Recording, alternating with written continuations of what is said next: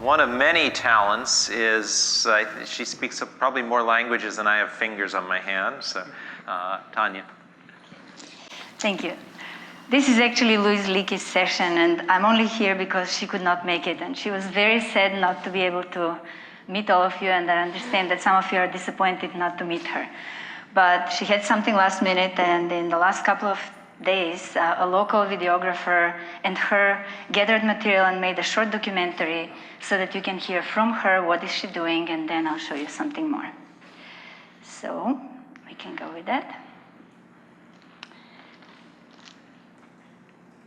Thank you. Hello, everyone. I am Louise Leakey, and I live and work in East Africa, where I continue the work of my family in the field of prehistory. For 3 generations now, the Leakey family and our fossil hunting teams have searched for fossil evidence that has helped us to understand our prehistoric past. My grandparents, who were Louis and Mary Leakey, began their archaeological research at Olduvai Gorge, which is in Tanzania. My work and that of my parents has been focused at Lake Turkana, which is in northern Kenya, close to the Ethiopian border. 2 fully equipped field centres were recently established in the desert, which are part of the Turkana Basin Institute. These centres have greatly facilitated year-round field research in this very remote part of the Rift Valley, not only for my team, but also for many other scientists as well. The Turkana Basin Institute also runs several full-semester study abroad programmes in human origins from these field centres. This is an opportunity for undergraduate students to get to the field and to be taught on the ground by the real experts. As you might imagine, the search and recovery of fossil remains is a painstakingly slow business. It requires teams of trained fossil hunters to scour the landscape to try to spot and identify small fragments of fossilised bone that have been gradually eroded out of sediments by wind and rain. These sediments would have been laid down by ancient rivers and lakes over the past 4 million years. Within them are buried some of the fragmentary remains of the animals that died there. Over the last 45 years or so, many fossilised remains of prehistoric animals, and rather fewer remains of our human ancestors, have been discovered and collected and were deposited in scientific institutions where they are studied and later published. Many of these specimens remain inaccessible, especially to the public, who would rarely be accorded an opportunity to see them as they are stacked away in trays, in line after line of shelves in dusty museum laboratories, bogged down by restrictions and regulations about who can handle them. I'm particularly excited by the potential that new technologies can bring to our studies of old bones and stones, and in particular the recent advances in digital capture, 3D modelling and 3D printing.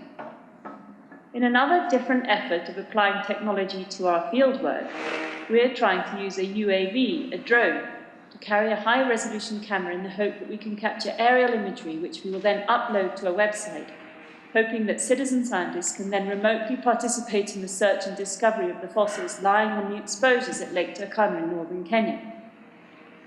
There are several other tools that we also use to digitise the specimens, and we now have the use of 2 handheld scanners donated generously to African fossils by Artec.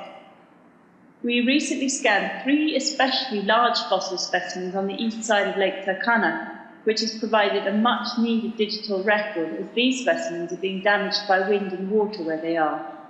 The models of the giant, slender-snouted crocodile, the giant tortoise, and the nearly complete skeleton of an ancestral Asian elephant were captured with the Artec scanners, but also with photogrammetry. We also use an LMI structured light scanner with great success in the laboratory, and we have used a furrow-focused laser 3D scanner for capturing field sites. A few years ago, when I was asked to speak at a TED conference in California, I was fortunate enough to spend some time with Autodesk CEO Carl Bass and some other very smart folks who were part of the Autodesk reality capture team. In fact, we were standing by a booth built to house an impressive array of rather expensive-looking cameras. They were using photogrammetry to generate a 3D model of a real person sitting on a stool in the booth. Actually, I could think of a far better use of this technology, in my opinion, and so I wasted no time in describing this to them. And so began our effort to digitally capture the fossil collections using photogrammetry in Kenya. With the continued support of Autodesk and others, we have since built a virtual laboratory. You can see it at africanfossils.org. We can now get models of our fossils into the hands of children in classrooms around the world, where enthusiasts and students go on to ask many of the same questions that I am also interested in, such as what did our ancestors look like, or where did they come from? To go back further in time and to understand our deeper ancestry, we still depend on fossil evidence. Although this is largely still reserved for the scientists and specialists, the digital files allow anybody to handle something that is as good as, or certainly very close to, the real thing. Where a classroom does not have access to 3D printers, then building models by assembling pieces of laser-cut corrugated cardboard does the job just as well.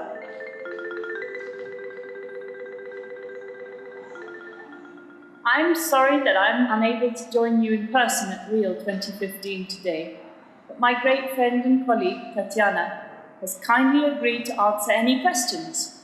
Well, technology-related questions at least. Thank you all.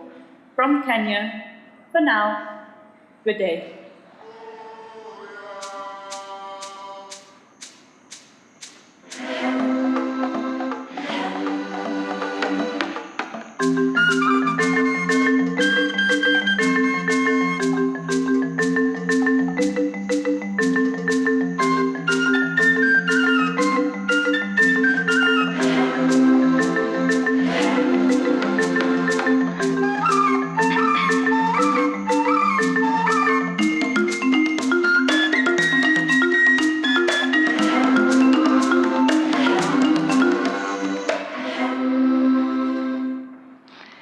I cannot tell you how lucky I feel to be allowed to work with somebody like Louise.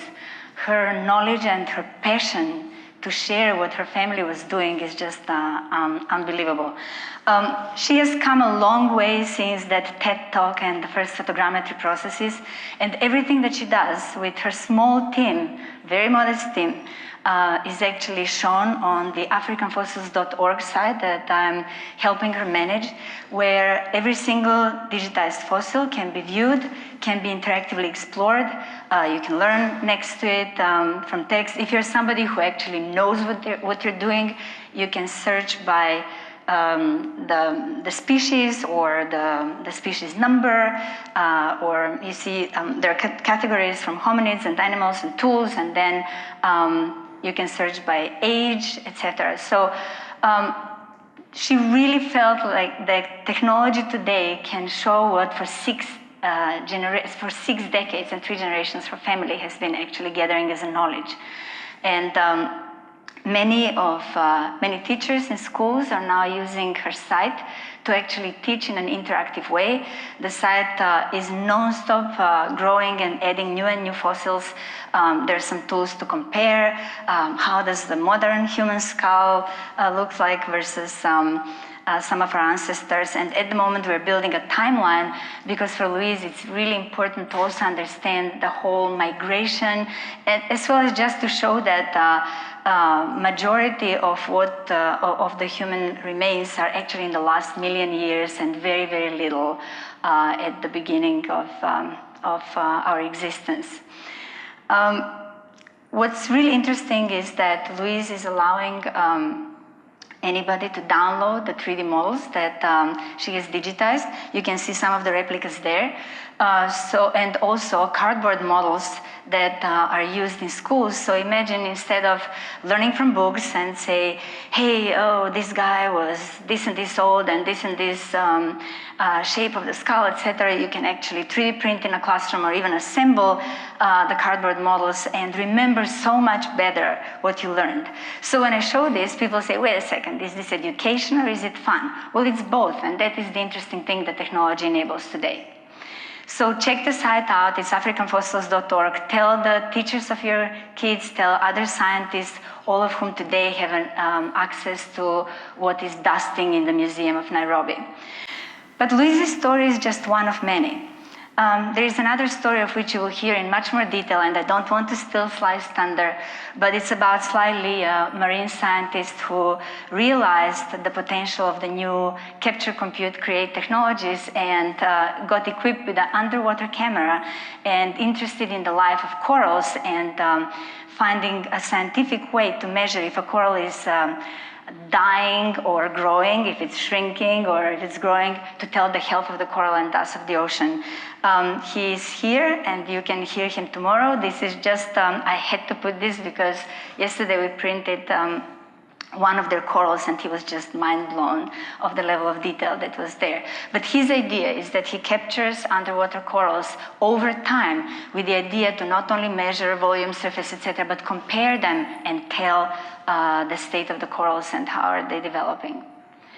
The next story is about another person who you can meet here. It's Kozma Venman, somebody who loves art, who loves heritage. He goes around museums in the world and captures with photogrammetry statues which he then 3D prints, but they look like everything but 3D printed. They look like bronze, they look like gold.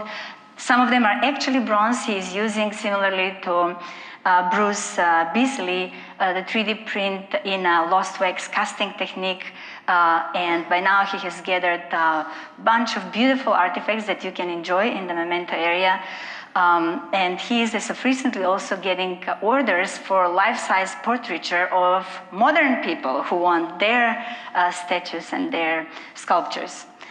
Another story is about the Mediterranean Museum in Sweden. They have a beautiful Egyptian collection, and last year they really wanted to leverage technology to create, for the opening of the Egyptian collection exhibition, some new experiences in museum. So they gave us this priest, Nesayu, his body and the cartonnage and the 2 sarcophagi. So what we did was we CAT scanned the body, with photogrammetry we captured the rest of the sarcophagus and cartonnage, and we ended up with digitized, mummified body and all the layers of the sarcophagi. The idea was that together with Intraspectral, a young company from Sweden who is specializing in interactive tables, one of which you can see outside, the digitized replica of the mummy could now be experienced in the museum, where visitors, instead of looking through a glass at a dusty mummy that they cannot touch, they can actually interactively unwrap the mummy, find everything inside, what's under the wrappings, the bones, the hidden amulets, of which we found 120, look at the details of these pearls, read the hieroglyphs, etc. So this was all possible because they managed to digitize and put them on this table. And Smithsonian, 19 Museum, biggest collection of artifacts in the world, 137 million objects, but if you go to museums, all you see is only 2%. They wanted to fix that. They wanted everybody to be able to see everything that the Smithsonian has, those who come to museums, but also those who don't come. But more importantly, they wanted to start becoming interesting to these guys who are not interested in museums, who find that there are archaic institutions that are not speaking their language. So they started digitizing with the help of many people who are here. Michael Raphael is here in the 4th row. Many technologies helped them figure out what to do. And Autodesk helped them build an online tool where we together promoted what might be the museum of the future, where we took about 20 objects as small as a bee and as big as a supernova remnant and put them in an online tool that any of you can access without any download, in which we wanted first and foremost the objects to look as beautiful as in real life, but not just pin them in 3D. We wanted real interactive experiences. We also wanted to give the curators tools to speak the 21st century language so that they can tell the story in a way that the kids of today can consume it or want to consume it. Imagine you're a teacher and you're teaching about mammoths, and instead of saying open page 58 and tell me how big was the mammoth leg, you just tell the kids, well, open the digital library that is online and learn a little bit about the mammoth. But we don't have to be that serious. We can use any of these artifacts to make further art. Maybe I want a t-shirt sticker from the mammoth, and I can do that as well. There are lots of good tools here. Check it out. It's on 3d.si.edu.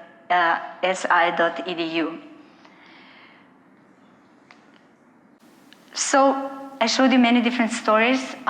This morning, some of you might have heard that I announced a new product that we made, product Momento. These are the people who we learn from. These are the people who we want to make it for. And there are many others. Benji van Krammen is here in the fourth row. He is making phenomenal captures of grotto, of caves where Jewish family have been hiding for almost a year. So he's trying to leverage this technology to tell another story. We're learning from all of these people because they cannot use the tools that are available today, that are made for engineers, that require 5-6 different softwares. And with Momento, we hope to make a tool that all of them can use and they can scale, because 137 million objects require a smart one solution that many people can use. I'll just finish with a story from the first time I showed Louise Momento. She looked at it and she really exclaimed on the phone and she said, "Oh my God, I can use that." And that was the whole point. Thank you very much.